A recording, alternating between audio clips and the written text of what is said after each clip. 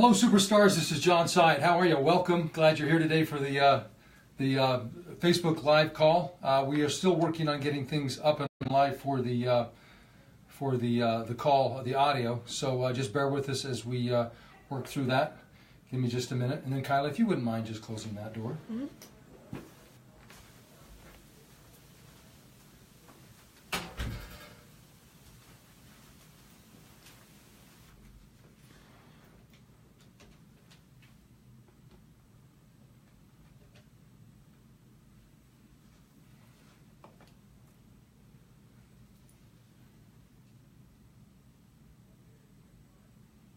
Well, it looks like we're having some technical difficulties here, so give me a second here. I don't know what's going on. We're not on the call yet, so let me see what's happening.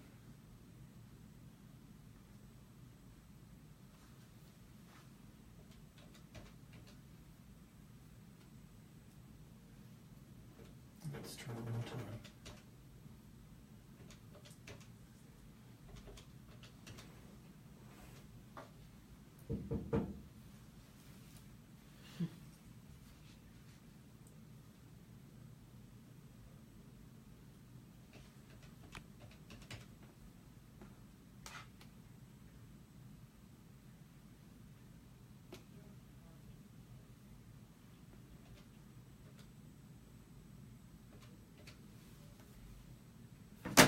There, finally.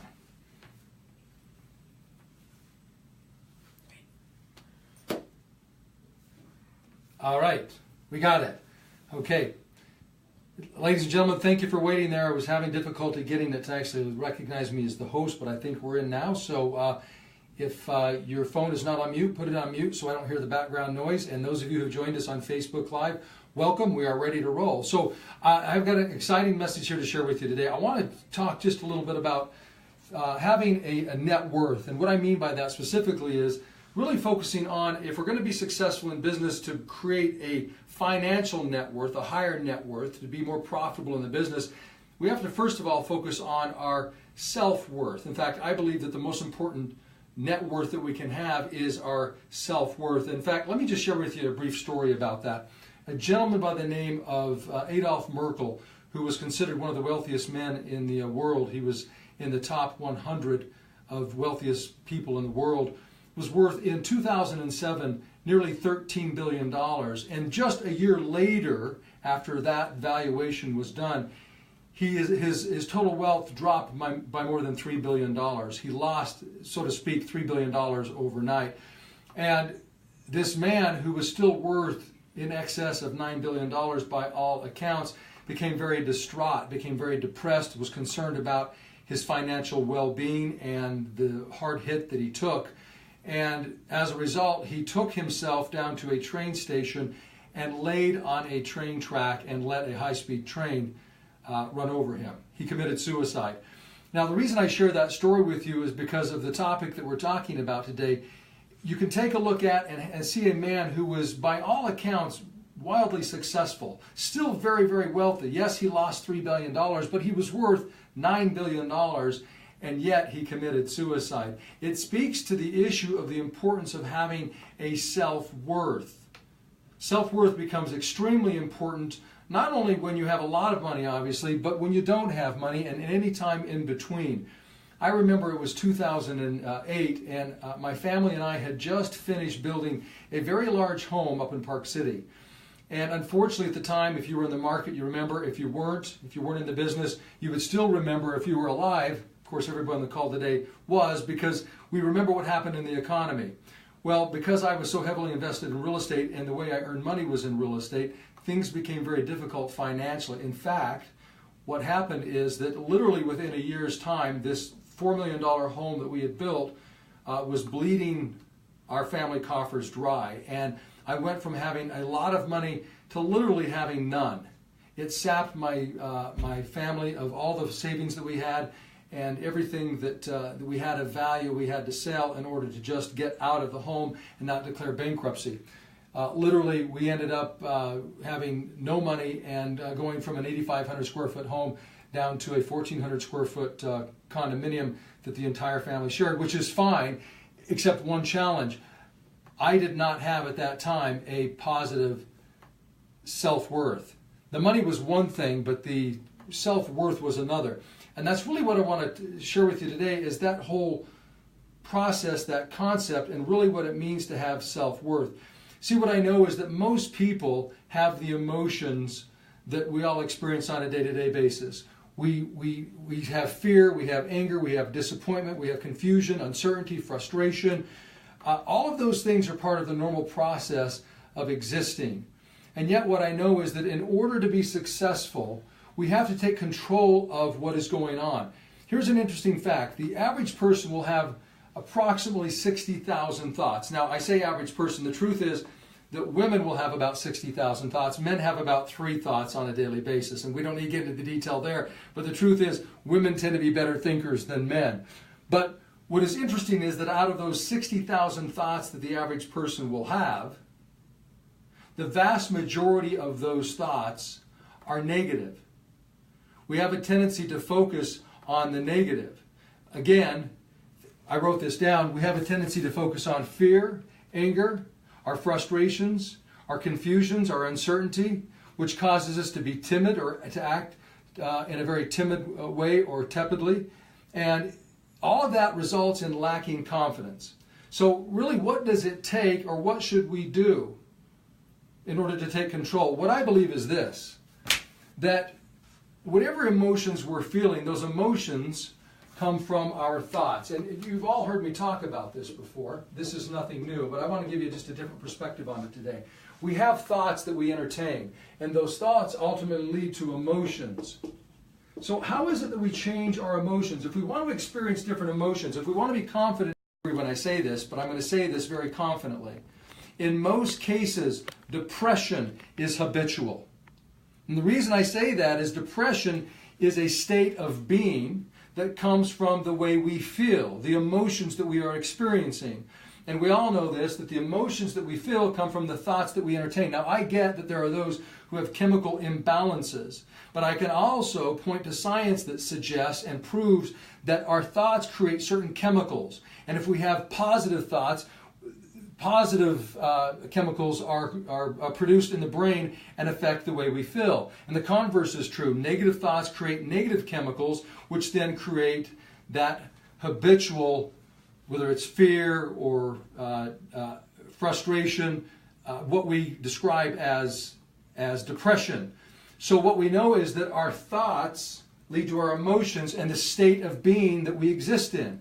Well, we have to acknowledge then that in most cases, and I would say for most of the people, if not everybody on the call today or Facebook Live, the way you feel is a habit.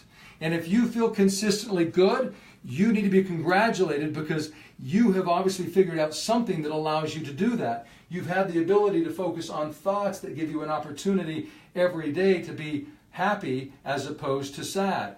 And if you're the type that consistently is unhappy, or you even find yourself at times being depressed, I would say congratulations for being on the call today, because what we recognize is that the thoughts that we entertain will change the way we feel, and it's within your control to change it. You just simply have to recognize that. So in 2009, when I lost everything, let me just backtrack a little bit. Leading up to that point, I started to feel not only mentally and emotionally bad, it started to affect me physically. And people would approach me and say, it's obvious you're not doing well, what's going on? And I would say, I don't know, but I'm having these physical issues. I was having digestive issues. I started to have a burning in the throat. I started to have earaches. I started to get massive headaches, migraines, and I started to get these electrical sensations in my extremities, my legs and in my arms. And I said, I don't know what's going on, but I'm afraid that I'm dying. Now, I say that not jokingly. I really believed that I was dying. And in fact, I went and saw an ear, nose, throat. I went and saw a neurologist. I went and saw an internist, and then I went and saw my family practitioner. I had, over the course of 18 months, 5 MRIs done, believe it or not, from the top of my head to the lower back. And in each instance, whether I went to the neurologist and he hooked me up to all of those electrical wires and he ran his tests, or I went into the ear, nose, throat and he ran a scope down me, in every instance, they could not find anything. And yet I knew that I was dying. In fact, I got on the internet, I got on Google, and I started to Google my symptoms, which I would recommend that none of you do. If you have any sort of symptoms, I don't care what they are, stay away from the internet, because it's the quickest way to believe that you are dying. And I can tell you, you're not dying. So I'm on the internet and I'm looking up all those symptoms. I was dying of a brain tumor, I had throat cancer, and I had MS, just to name 3. Now, obviously at this point, those of you who know me and have known me for an extended period of time, I had none of those things. But what I had was a thought process that led to certain emotions, that created certain chemicals in my body, that created all these physical manifestations that prevented me from being who I was capable of being and going out what I was capable of being. So therefore, again, we have to recognize that we have to take control of what we're thinking about.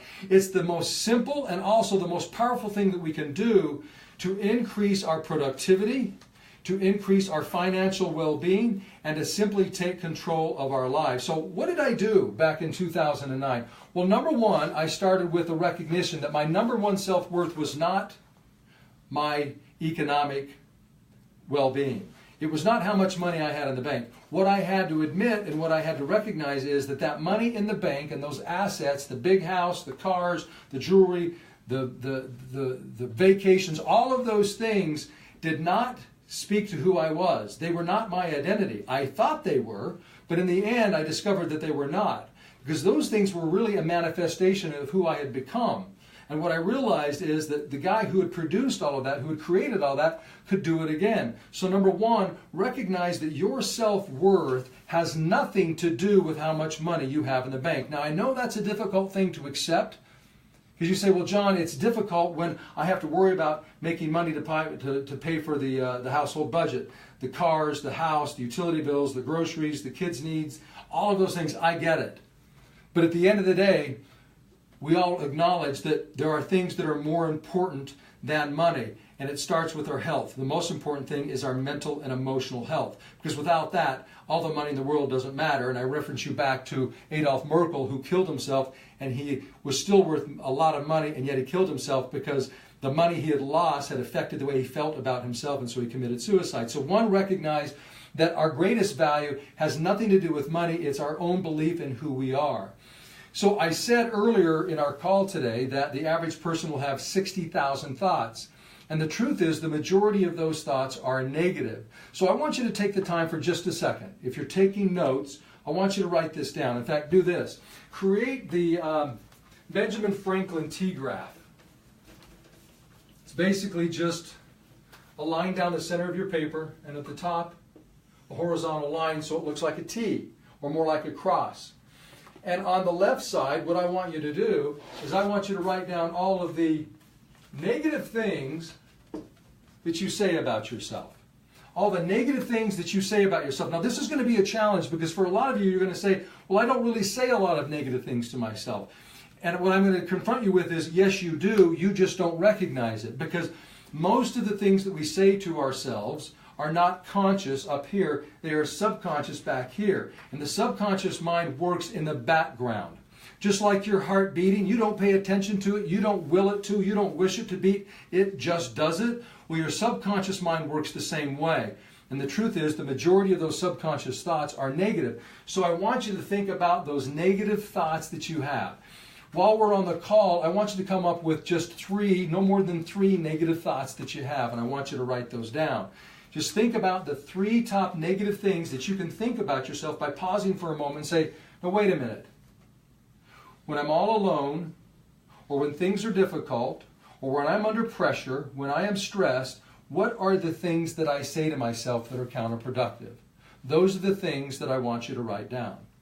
Because see, back in 2009, that's what I had to do. I had to recognize, wait a minute, why am I feeling this way? I'm obviously telling myself things that are making me feel not only mentally bad, but also physically bad. And therefore, it's very counterproductive to what I'm trying to accomplish.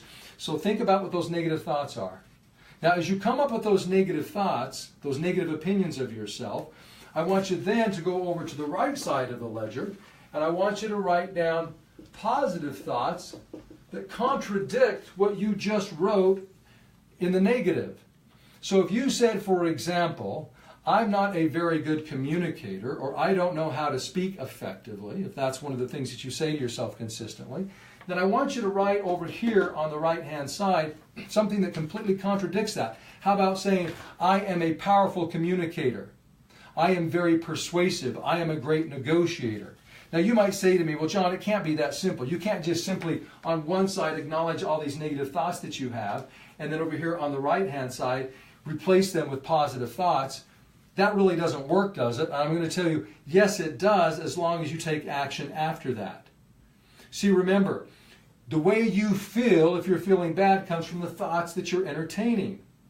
Now, you've gotten into the habit, in most cases, for most people, the majority of people, of entertaining negative thoughts. So what we have to do is we have to, one, recognize what those thoughts are, and then recognize what the empowering thoughts are, and replace those negative with the positive. But we have to do that how?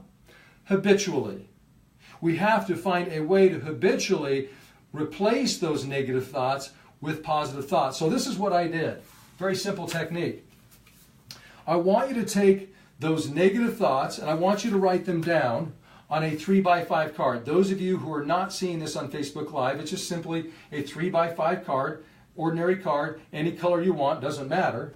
And then I want you on one side to write down the negative thoughts. And then on the other side, I want you to write down the positive thoughts. And then what I want you to do is I want you to keep that card with you at all times. So that when you start to feel a negative emotion, fear, anger, frustration, lacking self-confidence, timidity, you can stop yourself and say, no, wait a minute. That is not normal. It's not acceptable. I don't have to feel that way. I need to find out what I'm thinking about and replace it with something positive. And what you'll find in most cases, what you're thinking about is one of those negative things that you've written down on your card, your 3x5 card. You're going to flip the card over and you're going to find out what your response should be when you're thinking that way and replace that thought with the positive, empowering thought.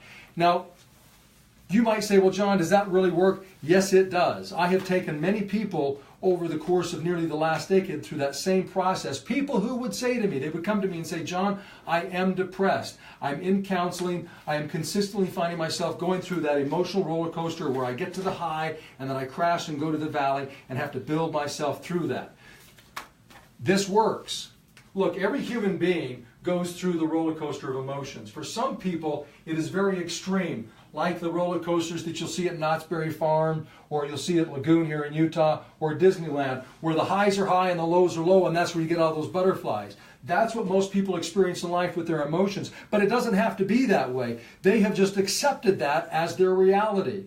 So all we have to do is recognize those ups and downs will be there, but if we will take control consciously, we can mitigate those downs so that the lows are not as low and the highs are as high as we want them to be. It's about focus.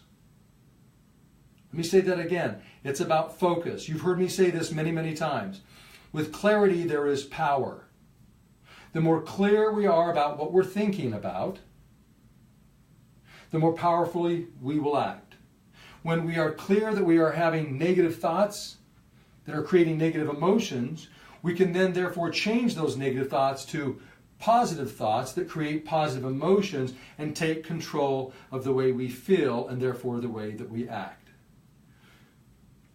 You might say to me, well, John, it can't be that if I say to myself, I am not a powerful speaker, I'm not a very good persuader, I'm not a great negotiator. If those are the things that I say to myself, just simply saying that I'm a powerful negotiator, that I'm a powerful persuader, will not make me a great negotiator or a powerful persuader. Well, I would disagree with you. A great example of that working is this man right here. Let me just show you this. Let me pick this up. Those of you who are on the call and can't see this, it is a metal placard of Muhammad Ali.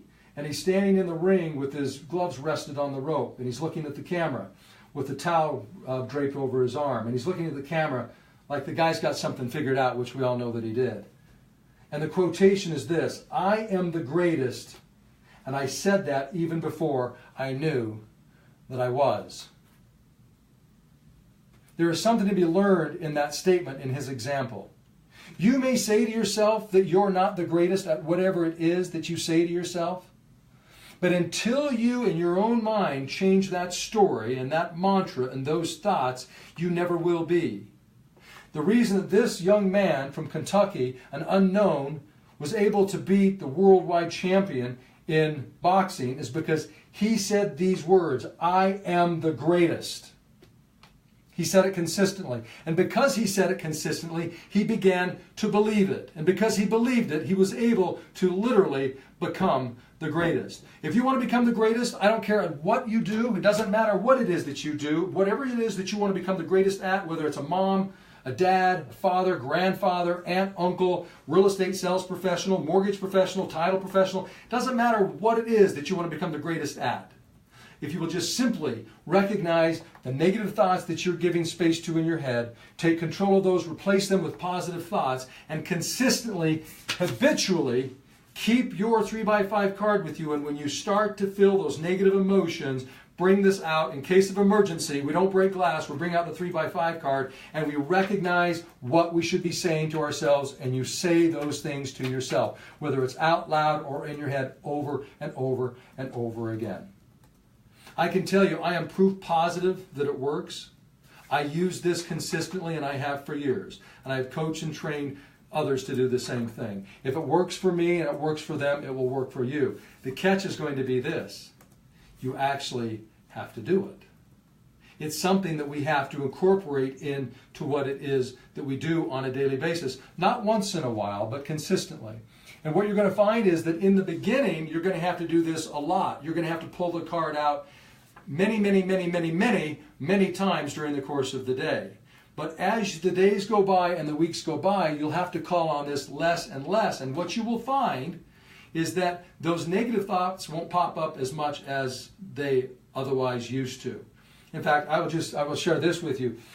Rarely do I have now a negative thought that's unempowering or that is disempowering. But when I do, my response, it's very interesting. I literally, and I'm not exaggerating, when a negative thought occurs and I start to feel those negative emotions well up, we all know what that feels like, my brain has now trained itself and me to respond in a very positive way to those negative emotions. I literally get a smile on my face and I will laugh out loud. So if you ever see me where I'm by myself or just standing there and I will chuckle out loud, because I've had people ask me about it, what were you just thinking there? I can tell you that's exactly what was going on. My brain was reminding itself that no, we don't give space to those negative thoughts anymore. And it told me how to respond by smiling and laughing. And the mantra in my head is, that's not true. And then I just simply repeat what I know is true. And I move about my day in a very powerful way. Somebody said to me recently, how is it that you can say that you are always fantastic, awesome, or that the day is outstanding? I can tell you it's because, like most successful people, I recognize that it is a very human process or experience to have negative thoughts. That's not exceptional. What is exceptional is the person who recognizes those thoughts, takes control of those thoughts, and changes them where they need to so that they can think what they need to think and feel what they need to feel so they can be what they need to be. In fact, in closing, it comes down to this concept right here. I'm going to write it here on the whiteboard for those of you who are looking at this at Facebook Live. It's called Be, Do, and Have. Let's start in the reverse. I don't know what it is that you want to have. It really doesn't matter to me. I know whatever it is that you want, whatever you want to have, that you can have it. But in order to have it, you have to do. You have to do certain things. You have to engage in certain activities. Well, in order to engage in those certain activities the right way, you have to be a certain person. You have to be the person who does those things in the way that successful people do those things so that you can have what those sort of people have. It all starts, ladies and gentlemen, with the way we think about ourselves, the way we perceive ourselves, the way we treat ourselves, the things that we say to ourselves, the emotions that we allow ourselves to experience. And if they are negative, we take control and we change them. If they're positive, we encourage them, and we encourage them so that we can continue to grow every single day to achieve the things that we want. I promise you, It's a very simple concept, but it's a very powerful one.